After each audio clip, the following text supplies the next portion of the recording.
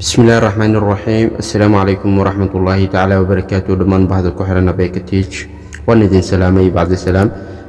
maanta muuqaalkeena muuqaaladii hore uu ku duwan yahay hadduu ay biiraado muuqaalka maanta aa idin sido muuqaaladii hore wuxuu ugu duwan yahay waxay tahay maalmahan dhaweyd waxaan idin soo dhigi jiray graphical design oo kaliya sida hore ugu barateen wax waliba tiknoolajiyada quseeyo ayaan soo gelin jiray ma YouTube channelkeena ma sha Allah wa alla mahadiisa hadna waxa maaragtay muujisaan in mar waliba aad garabkayga taagan tihiin oo igu dhiirigelinaysaan in muuqaalo tiknoolajiyada quseeyo idin soo wada dhigo hadduu ay biiraado. marka maanta muuqaalkan waxaan uga hadli doonaa sida loo sameeyo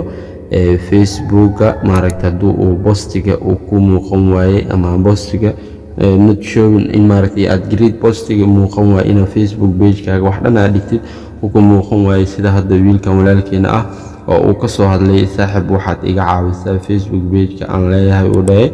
postiga option-kii baa iga maqan oo dhahay wax ma soo dhigi karo ciladaasi waa maxay oo dhahay maadsanid masuul sare. marka insha Allah walaalkayga qaaliga ah waxaan u taagana waxay tahay in maaragtay walaalahayna aan caawino oo waayo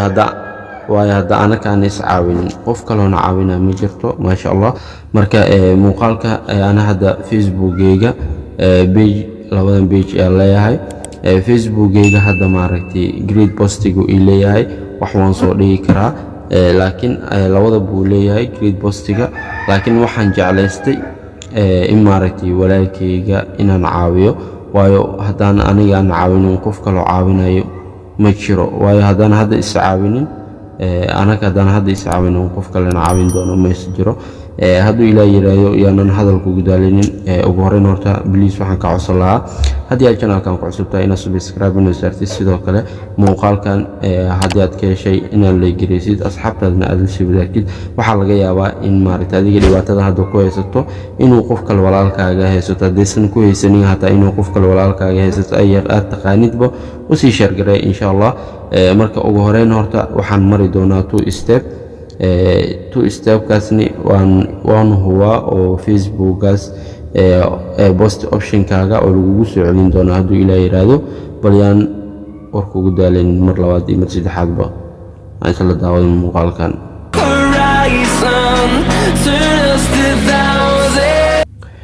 ugu horeyn horta Facebook aad tagaysaa Facebook-ga markaad tagtid waxaad ku xulan doontaa meeshan ay kugu qoran tahay saddexdan dhibic markaad tagtid Facebook page kaaga waa hubtaa oo waa soo fiirisay waa xaqiijisay wuxuu oo maaragtay ciladii haysato waxaad imaan doontaa meeshan ay ku qoran tahay help and support markaad tagtid kadibna waxaa ku xulan doontaa meesha ay ku qoran tahay report a problem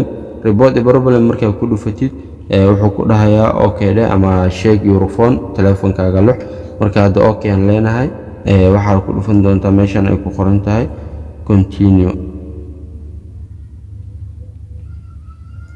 continue markaad dhahdid oo ku dhaha include in a report do not include report inaan gudbista rabaa marka waxaad tagi doontaa meeshan ay kugu qoran tahay pages aniga hadda wax badan ayaan ka bedelnaa waayo Facebook-gayga amnigiisa mar walba adkeeya oo waxaan jeclahay maadaama waxoogaa barnaamijyo iyo waxyaalo kale aan soo geliyo in maaragtay lagu yaaco ayaan jecleen marka waa adkeeya mar waliba. marka pages ayaa tagi doontaa pageska markaad tagtid maaragtay kan waxaa soo gelin doontaa screenshot oo maaragtay kan aad ka soo qaaday inuu postiga u lahayn koodhe meeshan oo description kaasni waxaa jiro qoraal yar qoraalkaas ayaa ku qori doontaa sida hadda meeshan kaaga muuqato wuxuu dhahayaa sida u jeedid hello Facebook team oo dhahay Facebook team I cannot create ama upload any post in my page-kayga ma soo geli doono abekatij magaca page-kaaga ayaa raacsiin doontaa markaas dhinac space waxaa leedahay please solve my Facebook team iga xaliya Facebook team ama Facebook family thanks Facebook team. kadib markuu sidaas aad dhahdid ana hadda problemkaas ima hayo send ayaa leedahay qaybtaas kore ayuu send galeeyaa ama waxaa jirto markii qaybtaas ay ka waasid qayb hoose meelahan wuxuu kugu qoraa submit kugu soo qori doonaa hadduu ilaa yiraahdo waa maasanta stepka koowaad sidaas ayaan ku gabagabeynay marka stepka labaad ma ahan stepka labaad wax badan lagama baahno waxaad tagaysaa settingii telefonkaaga adoo joogo waxaad raadinaysaa apps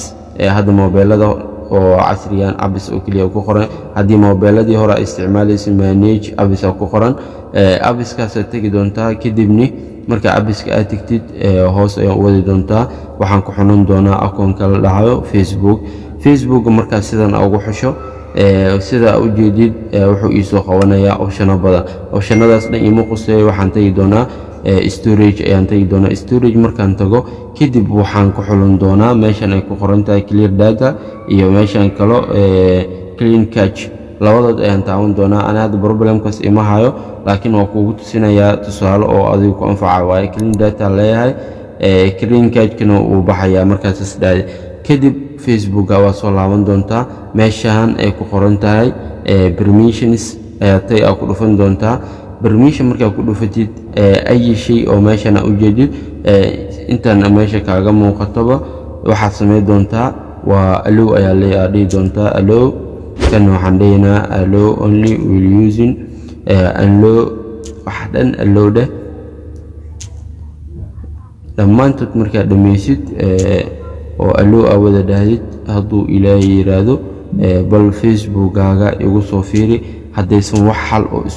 isbedel aadan ka arkin please waxaan ku leeyahay igala soo xiriir my YouTube channelkayga dhanka commentiga ku soo qoro sidoo kale haddaad iga waasinay waxaad igala soo xiriiri kartaa Instagramkayga abekatich sida YouTube-ka ay ku qoran tahay oo kaliya insha Allah binilaahi kariim marka waxaan ku leeyahay aad u maasantahay sida quruxda badan aad nala soo xiriirtay aadna caawinaad noo weydiisatay inta kalena muuqaalo oo inay ana caawino oo jeclaysatay insha Allah waan soo wadnaa muuqaalka xoogaa yar waxaan fariintaad u soo daayay wax kale maahan waa waqti ay saamixay waaye qof markii arday uu yahay waa taqaanaa arqadooyinkiisa iyo waqtigiisa ba iska yar insha Allah binilaahi kariim waxaan ku leeyahay marka tan intaan kulmi doono video caankan oo kala waxaan idinkaga tagi doonaa wassalaamu calaykum waraxmatullaahi tacaala wabarakaatuh see you another next video insha Allah ugu horeyn waqtigaagana ka faa'iideyso